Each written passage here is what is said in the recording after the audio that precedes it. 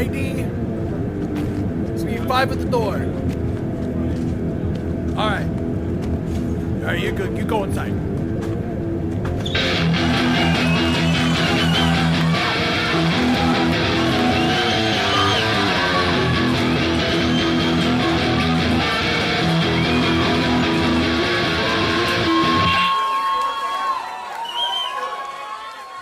Welcome, episode 3. I've got Paul Knapp. What's up?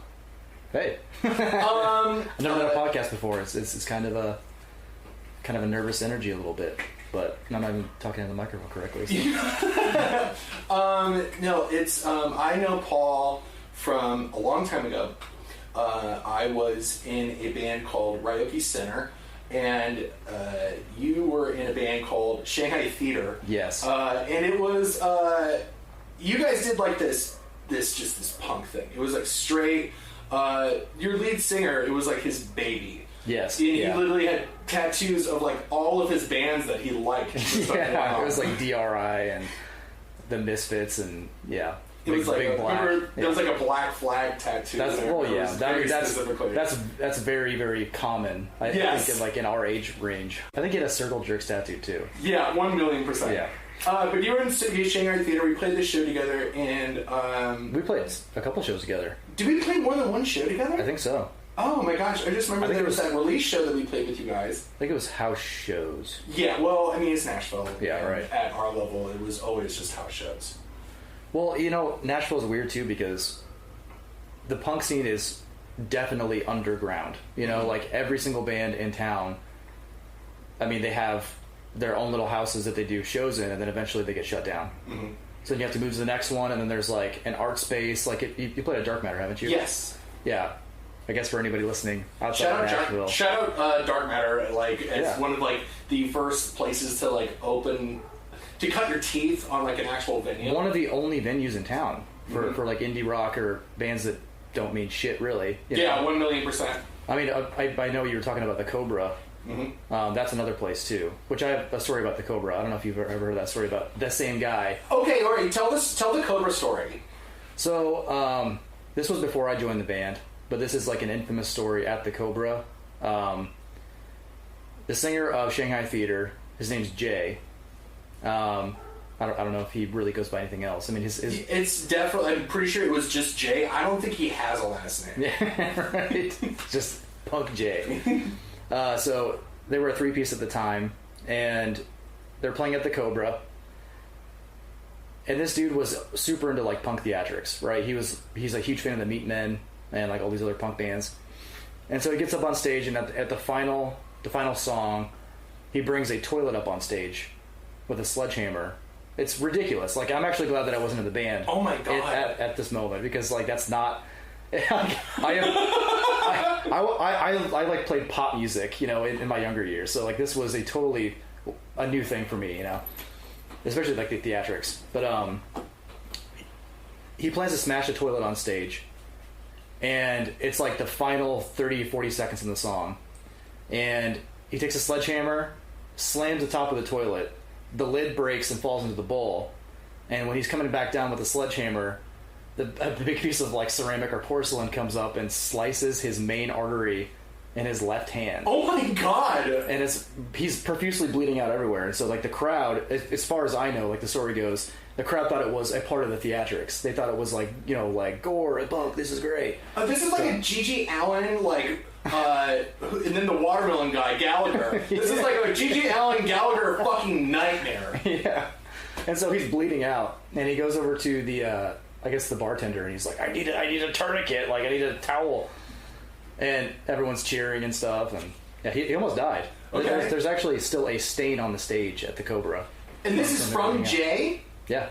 Oh my god. Yeah. When I met Jay, he just looked like there's a part of him, and bless you, Jay, but he kind of looks like a Nazi. Yeah. He kind of has that vibe. Thing, he looks like that skinhead thing, or at least he used to. And I was like, I don't know. I remember looking at my bandmates like, oh, we're going to play a show with these guys. But I don't know. We'll see. I mean, our friend Matt had introduced each other, and so we just decided to go play that. He could not be further. Yeah. Yeah, and he's like the most like lefty man on the planet, but like it was just so, and also that show was just a lot of fun. But that's crazy. I'm glad that he's okay, but it's about those stories, though, you know? That's actually why I joined the band, because he couldn't play bass anymore. Oh my god, that's why it sliced so deep that it messed up his Okay, that is what a legendary kind of like your intro to that band. Yeah, and I just come in like a couple weeks after that happened. So I mean they were taking a break and they needed a bass player, and I never played bass in a band before. Okay. So like I'm primarily a guitarist and songwriter. I just moved to town. I was working at this place called United Record Pressing here in Nashville that presses vinyl records. Didn't you all work there? Yeah, we all worked there. That's actually how I met them to begin with. Yeah, I was working like 3 jobs when I moved here. I worked there, and then at the Green Hills Mall, at this like men's boutique. For anyone that doesn't know, the Green Hills Mall is like Fancy the schmancy. bougie. It's like fancy. So like my dirty punk ass, you know. I love it. The vision in my head is like, it's beautiful. Yeah. So. Tell me about your new thing. You're working on this thing called Proud Scout. Yeah. Is Proud Scout? Now you haven't played a show with Proud Scout. Is this just kind of like a project of just like making music and releasing it out into the ether, or is it like, what is your goals here? I mean, yeah, that's pretty much what it is now. I mean, I've been playing music since I was like 16 years old, and I'm 32 now. Cool. So that's a while. Yeah. So, yeah, I've toured. I've done all the things. Like I've even worked here in Nashville as a guitar tech, touring professionally. Which I mean, I guess you could say that my touring in the past was unprofessional. You know, just. Oh. Huh. What? There's a bunch of ink cords on top of my roof, and it's making the goofiest sound. Yeah, so Proud Scout is sort of like, I know it sounds cliche, but it's like a love letter to like all of my accumulated experience in the industry and in music, just kind of put into one band. So, and I love it because it's kind of got this Twin Peaks vibe. It's like Happy Twin Peaks. I'm really glad you picked that up. Yeah, it's got like this. It's this thing where like it's synthy. It's got, you know, churches in there. It's got like all these things that are like. I knew you when you were doing your punk thing, right? And so like that's when we met. So, yeah, and so like, and, you know, when you came out with doing this Proud Scout stuff, I was like, oh, so he's got like way deeper passions than outside of just punk, where it's like it's Twin Peaks, it's just synths and like very bright guitars, and I love it. It's such a fantastic. Like, is it Soleil et Lune or Luna? Soleil et Lune, yeah. Soleil et Lune. Yeah, it's like a French. Now I don't speak French. What does that mean? Sun and moon. Sun and moon. Yeah. Cute. It's kind of like I kind of phoned it in though, because like I don't really speak French, but it would be really stupid to name a song "Sun and Moon." It's like it just sounds you could do that if you wanted. Yeah, especially in that genre. I feel like that genre, like that, they actually, you're supposed to name songs kind of like that. Yeah, right. Yeah, because like what I wanted to do was mix up like goth, like industrial with emo pop indie music. You know? Yeah, it's like let's take that and make it happy. Yeah, right. Or like at least sound happy, but the lyrical content is super dire. You know. Now that's what I like. You've done a couple of things in the past, which so you went to it's not a school, is it, or is it like just a program? What was the 6-month thing that you did here in Nashville for like learning to mix and master and that kind of thing? The production school. So that actually never happened. Oh no shit! Yeah. So that was something that I had planned to do. It was called Dark Horse out in Franklin. Cool. I ended up just buying all the stuff and doing it myself. Do not let her die, baby. I think I have it on my resume that I went there on, like maybe on like somewhere on LinkedIn or something. Because I should probably take that off of there. But, no, it's funny. Listen, LinkedIn is the funniest of all the social medias. No one double checks that stuff unless they're gonna like this is going to SEO search with this specific podcast, and they're going to focus on that little bit where you talk in the middle of it how you've actually lied the whole time. You're fine. You're probably good. It's like, yeah, LinkedIn probably frowns upon that, and so do employers. But I'm not trying to really find any kind of a engineering job or anything anytime soon. All right, cool. But yeah, it's out of necessity, really. Mm-hmm. You know, you spend so much time trying to figure out, like, okay, oh no, like it's just it's birthed out of necessity. Like you don't really have any money anyways being in music. Like you can only really make money going on tour for somebody else, or you're guitar player for somebody else, or you're not really writing your own music. Like I guess my main goal with all of this was to get in the room with other people that I can write with, or like start a band that is, I guess, a little bit better with my own musical sensibilities. Do you think that when it comes to people making music now, that it's really, really, most people are making music out of necessity? Yeah. Where no one's trying to make money doing this anymore. No. And you're lucky if you do. And I think that, like, because you said making money if you're on, like touring. You did tour, but you didn't do it as a band. You did it as a tour manager. Yes. You did it on the complete opposite end. How was that? You did it for about a year, right? So it was stage managing, which is like next hand to like tour management, you know? Yeah, I toured with this guy named Tyler Farr here from Nashville. He's like a big country guy. That was interesting because it was always something that I wanted to kind of dip my toe into to figure out what it was like. Because I mean, obviously, I've only ever toured in 15-passenger vans and trailers. Like I've never ever had my own bunk on a bus and had a driver, you know.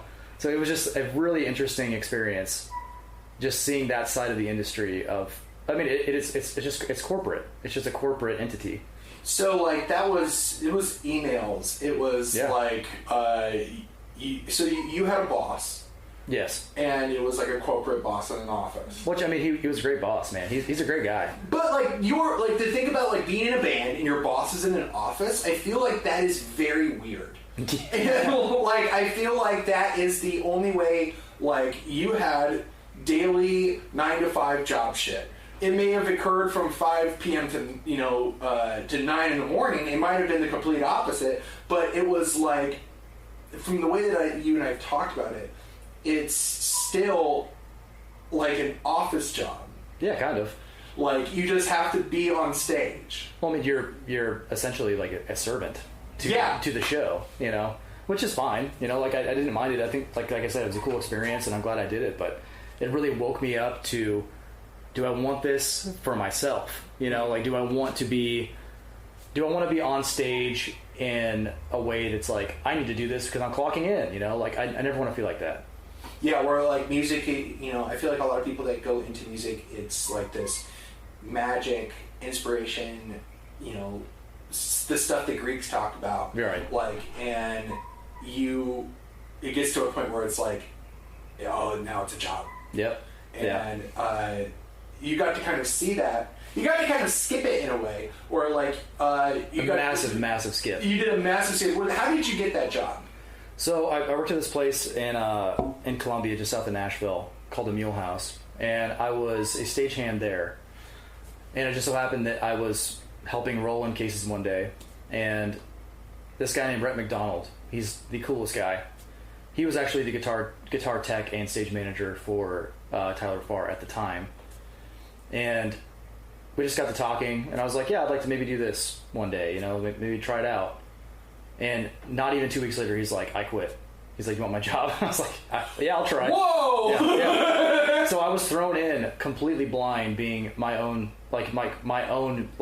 guitar tech for so long, like only changing my strings. Like, I don't know how to set up a guitar. You know, I don't know any of that stuff.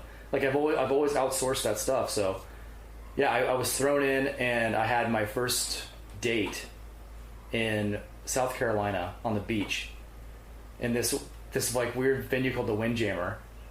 And I think indie bands can play there or whatever, but it was like in the country. But it was I was just on stage, and my job was to be basically like the dude that puts out set lists and gets them waters and drinks or whatever they need to. So I'm on stage. I'm not off stage. I'm on stage every single night, hiding behind stuff, like side stage. Incredible, dude. It's like, we did arena tours with this guy named Co Wetzel. Have you ever heard of them? And you guys were in the opening band. Yeah. For them. Yeah. So it was sold out arenas. I did corn dog festivals. Oh, okay. Hold on. Now, corn dog festival. Yeah. Is it only? So it's just music and corn dogs. Yeah, meat, music, corn dogs, and I don't know, cakes. Yeah, right. But yeah, like that was I guess the peak of my musical travel. I guess when I started in a minivan. You know, a minivan with a like micro camper that we would shove all of our gear into. Like we didn't camp in the micro camper. And this is for Tyler Farr? You guys did it? No. No, this is for who? This was for my where I started. Okay, cool. Yeah, you went from that actual what kind of van was that? Like a Ford Windstar. Oh my god. Like a minivan, yeah. Oh, Ford beautiful. Yeah. You actually it's funny, it's like you went from the Ford Windstar to the bus.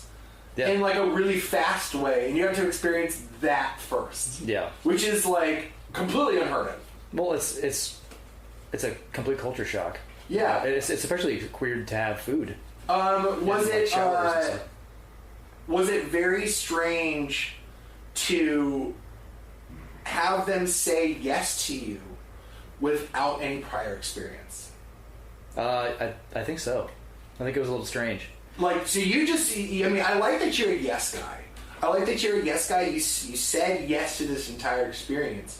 But they looked at you and said, we have no idea if you can do this. Yes. And we're still going to say yes to you. And I think that is like one of the most inspirational things I've heard in a while, specifically for the music industry. Absolutely terrifying. Like, 1,000,000% the fact that, like, in hiring and in most jobs, it's background checks. Yeah. It's second interviews. It's third interviews. It's a resume. No, this is a conversation you had with a person, and they said, hey, I'm going to literally, like, Uno reverse, and, like, I'm switching my place out for this guy. Well, it's like, can you tune a guitar? You know? Yeah. Yeah. I guess, you know. And all right, well, it's pretty inspirational. I'm jealous in a way because you got to experience something that, like, there's a lot of people that will want to experience that and won't. And you got to see it from the stage side and not from the music side. Now, because of your experience here, do you think, let's say Proud Scout takes off. Let's say this new single that released, as of recording this, it released 2 days ago. Yeah. Let's say it takes off. Is your experience, does it make you hesitant? I think a little bit. You know, I've done the entire touring thing by myself for so long, like over 10 years. That was primarily what I did. That I think it would be. I guess I haven't really thought about this. That's my job, baby. Yeah. I mean, thinking about my own music, it's so hard to even think that my own song could take off. You know, like totally. Quote unquote take off. So, I mean, if that happened, I would probably have to think long and hard about it now. Mm-hmm. You know, just because I feel like I've done it for so long, mm-hmm. and I've seen both sides of this. Like you were saying, it's like not many people get to really experience this. To see both sides of the coin, having done it, you know, in a van and then in a bus, I don't know. I think I would need a lot of comforts, which is completely un-DIY. I feel like that is exactly kind of like there is a. It's very unpunk. It's very not DIY. It's very un-DIY of us. Yeah. But like, I think it's about the fact that if we're going to lose the vibe of DIY, I'm going to need a lot of comforts around my brain in order to make me feel like like I'm gonna need a lot of stuff to make me feel like that this is bigger than it is, or I need to ground myself in further DIY stuff where it's like, okay, fine, I'm on the road, but I'm still the one on Twitter, I'm still the person that runs the Twitter, I'm still the person that runs this, where it's like there's got to be some kind of grounding back in DIY. That's what it is. From it. Yeah, that's what it is. Yeah, I wouldn't really want to experience the rise of something without being fully prepared. You know what I mean? So like I want to say like, oh yeah, I worked hard for this. That's why I you know, I've earned it or whatever. Yeah. I don't know. It's a really, really weird thing because I think that's hard why to explain. I think I think that's why I wanted to create this podcast even in the first place, because there's a lot of people that I feel like that there's a lot of people that don't know what it looks like even if you got famous, or people don't even know what it looks like when you're not.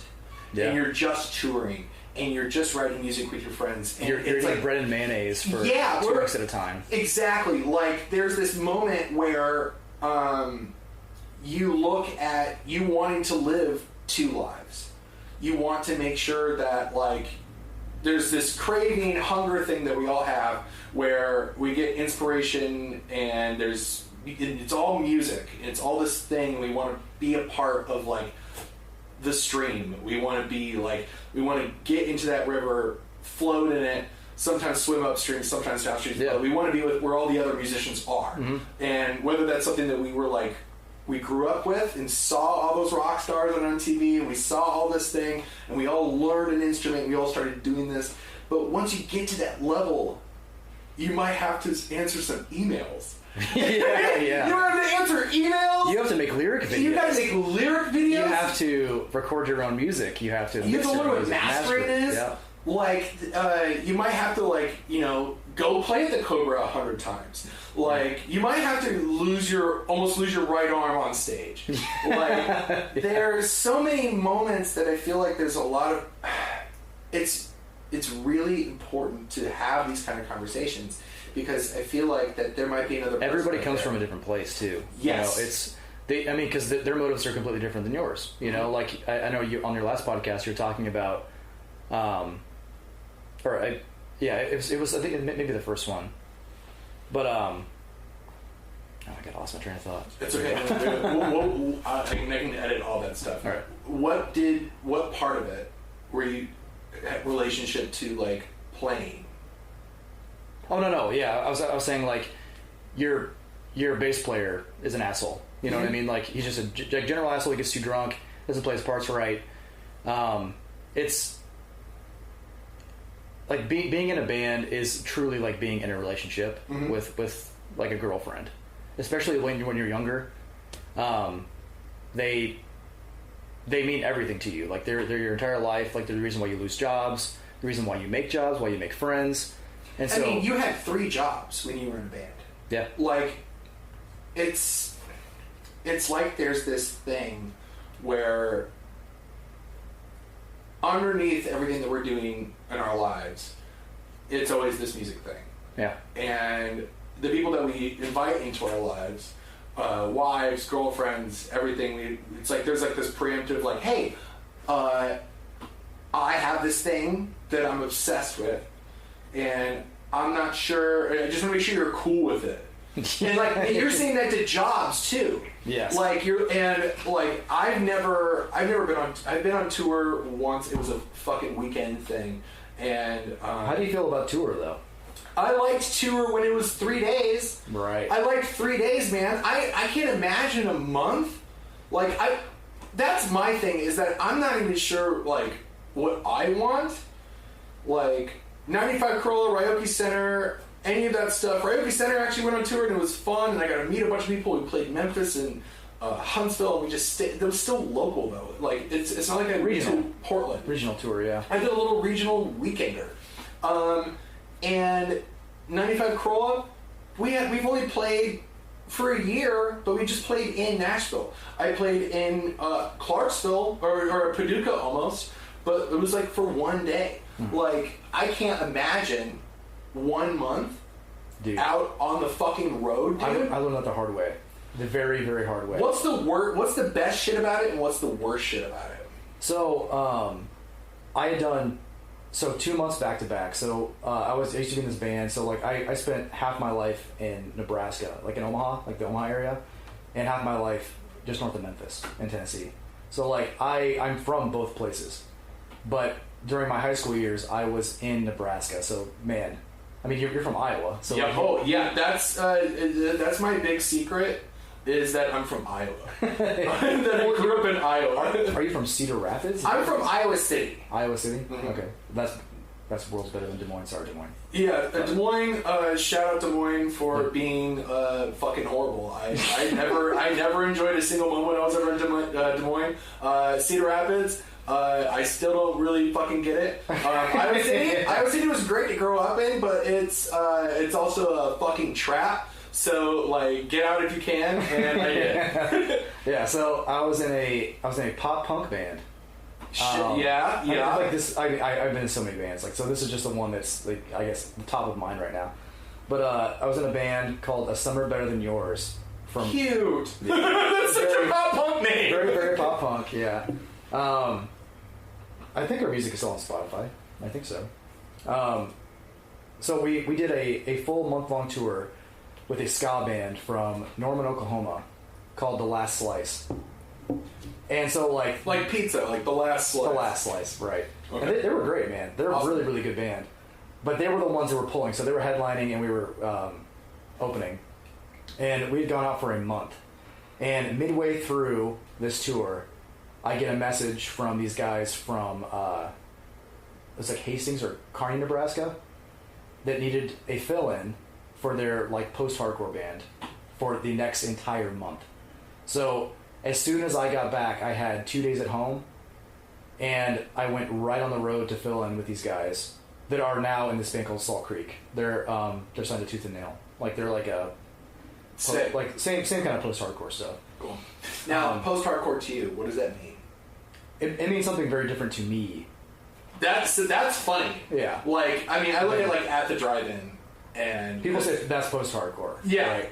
Like post-hardcore to me is very ambient and like spacey, but still really heavy. Oh, interesting. Like almost like a Law Dispute or something like that. Totally. Like, okay, cool. That makes sense. All right, keep going. Yeah, but yeah. So we midway through that tour, I got the offer, and they were my buddies anyway. So I was like, I might as well do it, but with the caveat that I have zero money. And so they offered to buy my meals. I mean, I wasn't getting paid anything to do it. Yeah. But I went on 2 month-long tours back to back. So I was on tour for 2 months straight, in one 15-passenger without AC, and then a conversion van without AC. Through like New Mexico, What's Texas. wrong with ACs? Where like I've never been in a van that worked. Yeah, it like worked properly. Or, yeah, it's just, it gets you there, but it's like you won't be able to breathe. Yeah, yeah. So, oh my god, yeah. I remember there was one morning we woke up in Roswell, New Mexico, because we parked there like late at night, and we sat there overnight and slept in the van, and we cracked the windows because it was so hot, and it was at the UFO McDonald's in Roswell. Incredible. And, what? There's a UFO McDonald's in Roswell? Well, I mean, that was like the landmark. We're like, we'll stop here. Oh, funny. And so the next morning we woke up, the entire van was infested with flies, like desert flies.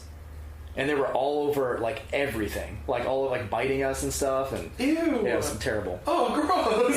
And the final week of that tour, we had all run out of money.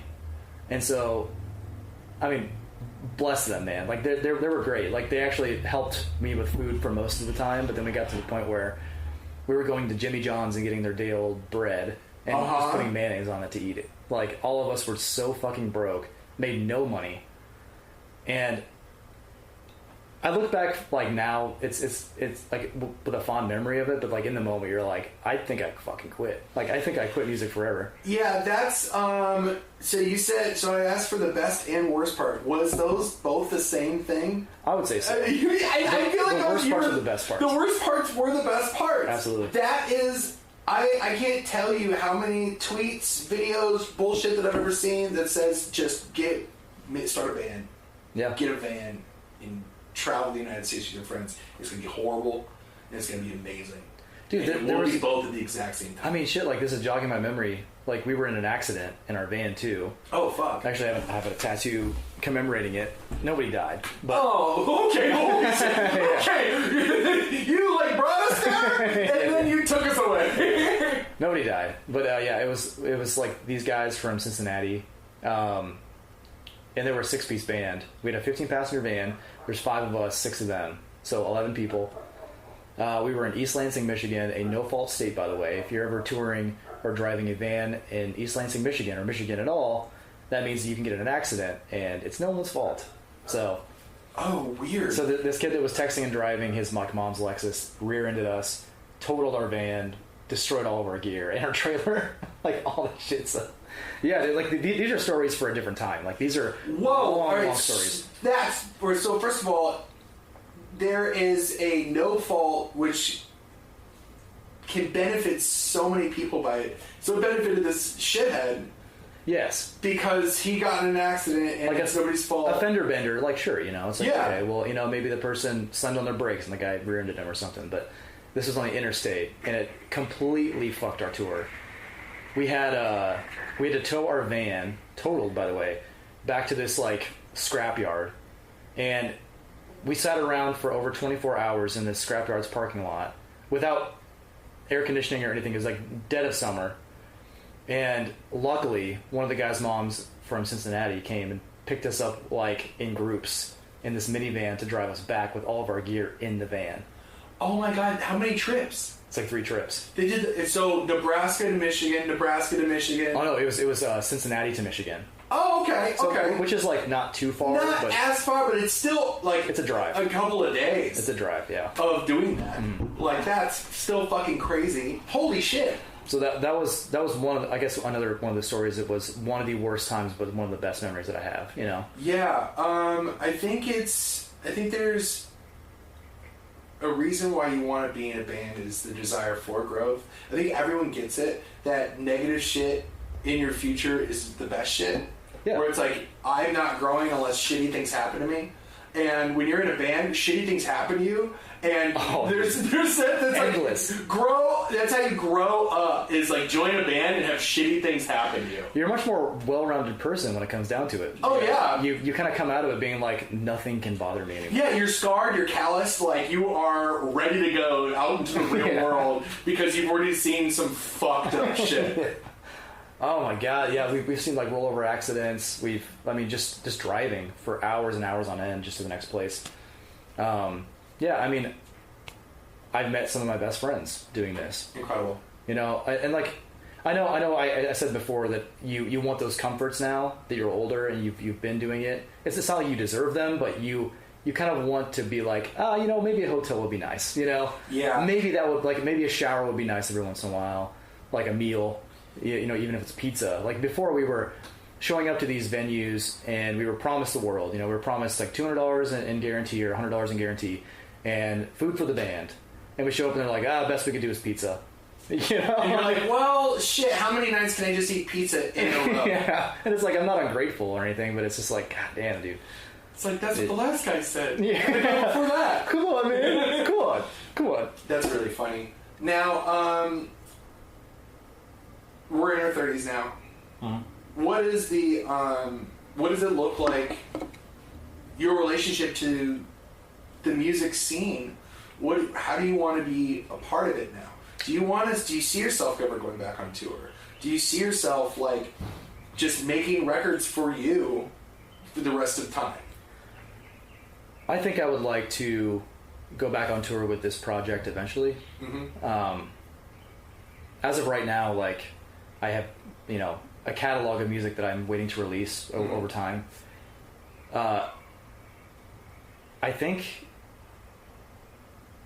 as far as like my relation goes to the DIY scene, I would like to be a part of it, but I also am a huge, like, the one thing that I really don't like about the DIY scene is that it's very, very gate kept. Totally. And gatekeeping as fuck. Yeah. Like, almost as much as hardcore. Yeah, and it's like, man, I've been in hardcore bands too. Like, I know all about, you know, how that goes and the politics of it and everything. And if anything, like I would much rather try to just develop my own little ether, I guess, around what I'm doing, and like maybe other bands like 95 Corolla or other like cool ass pop punk bands or like just indie bands or anybody that wants to be on a bill that can go on tour and like have that fun that all of us are really reaching for. You know, it's like we're trying to reach something, but I think at the end of the day it's just fun. You know, I think that's kind of the goal here too, where it's like let's tell these stories and talk about how approachable touring is. Let's talk about how approachable being in bands are, but set expectations. Yeah. Where it's like, oh, listen, start a band. Don't try and get on a label. Just absolutely not. Don't. If there's anybody listening right now that wants to get on a label, that is the worst fucking decision you could ever make. I don't care what it is or what kind of deal you got. It's always a bad idea because you're going to shelf your ass and you're never going to be able to release your music for the next 3 or 4 years. It's not yours anymore. It's not yours anymore. And man, I've seen that happen to so many of my friends that were so good, and it's such a bummer. Yeah, like I think about when I think about label stuff. There's a band, Equipment. It just came out with their new record, All Account, and it's like the only thing I've been listening to. I'm like fucking crazy obsessed with it, and they released it out on their own fucking record label. That's how you do it. That's how you do it. Every band should have their own goddamn record label. Shout out Equipment. Shout out Klepto Phase. That's the name of their record label. That's a great name. What? That's so good. Like I think that it's. The thing I love about the DIY scene right now is that everyone's doing this for what I feel like is the right reasons. And like, I don't think anybody knows what right is, but I think that as a community, you just have to do it. You just have to do it, and it's like, I think everyone's doing it right. I remember the first time I heard about a band releasing stuff on their own record label, was Pup. Yeah, man. When Pup released their own great stuff, when Pup, like, I'm not sure the story of their first record, but I know they created Little Dipper. Yeah. And Little Dipper is now, I'm pretty sure how they release their records is through Little Dipper, or whoever is, like, working with Little Dipper, and so they're getting whatever they need through their own fucking record label. Like, I think bands have to protect themselves. There are movies, a slew of movies about bands that don't protect themselves. Yeah. Rockstar with fucking Mark Wahlberg. Well, you get starry-eyed, you know? You see a big number up front, and you think that's going to save you. You know? It's all in advance. But they're just loan sharks. That's all they are at the end of the day anymore. That money that you're given is what you owe. Yeah. And it's just such a bummer. So, like, I feel like that the next 10 years, specifically with like streaming and everything, like you can do the band thing, but it's not your main thing. Right. Like we live in Nashville. The chances of us being able to mix and master somebody else's record, 0, because everyone else knows how to do it. Yeah. Everyone does it in their basement. Everyone does it in their basement. Everyone, Logic is $200. Yeah. If you got $200, you can go on YouTube, learn how to do it yourself. And as a person that's mixed and mastered their own record, I'm not going to do it for anybody else because everyone can do it themselves. Yeah. It's a really, really living in Nashville doing DIY stuff. It's tough, but it's super strange. It's very strange because we're in Music City, mm-hmm. and there's no place to fucking play. I disagree. Yeah. I disagree because I think that doing this band thing, I've learned a lot about the weird houses here. And Instagram and Twitter are the main things to get in front of any of those places. Twitter specifically. I hate Twitter, but I love the DIY emo, DIY punk, all the DIY communities on Twitter. So good. They're so good. Discord, incredible. As long as you gotta send me those resources. Dude, I'm gonna get you so involved. I'm gonna get you so involved. We're gonna build a Twitter together right after all this. Even some of the people that you meet, I'm like, how did you meet them? It's always like just Instagram and Twitter, just having all balls to just like talk to somebody online, because you can. That's their app. They've tweeted, respond to it. It's like there's this guy. Shout out Quinn from fucking Twitter. I'm gonna tag your ass in this. But this guy, the story goes, he made. Have you ever heard of this band called Ben Quad? That sounds familiar. Ben Quad. First of all, they have a new song coming out tonight. It's gonna be ridiculous. All right, shout out. I'll shout out Ben Quad. But there's this guy Quinn from Twitter. That's like his thing, Quinn from Twitter, and he's in this band Red Sun. But he is. I've been under a fucking rock, dude. Dude. So like, the story goes is that we all love this band Ben Quad.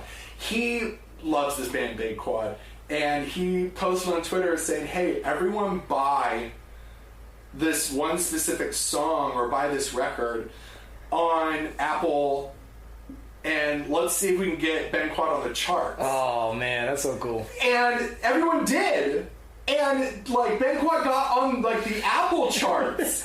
I love that. And it was this It's like I look at DIY community now completely differently now, because the power It's powerful. the power of social media. You're able to do all this cool ass shit. So shout out Quinn, you're the man. Would love you on the podcast sometime. I need to get back up on this because I am so used to like. I will open the door. Yes, please. I will please. open the door for you. I'm very excited. Now, I'm gonna play Soleil El Loon. It's got that T and X that I want to say the T, but Soleil El Loon. I don't think I'm even pronouncing it correctly either. Yes. So here's Soleil El Loon.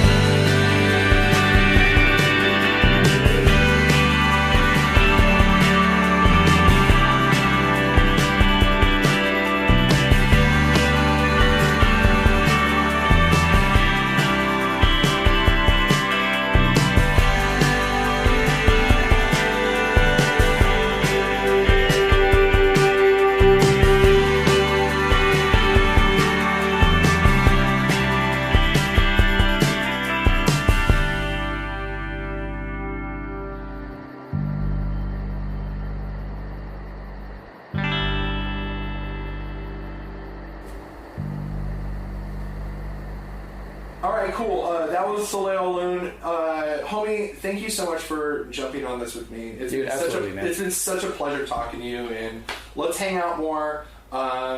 I need more Fernet after this anyways, so let's do it. Thank you so much, man.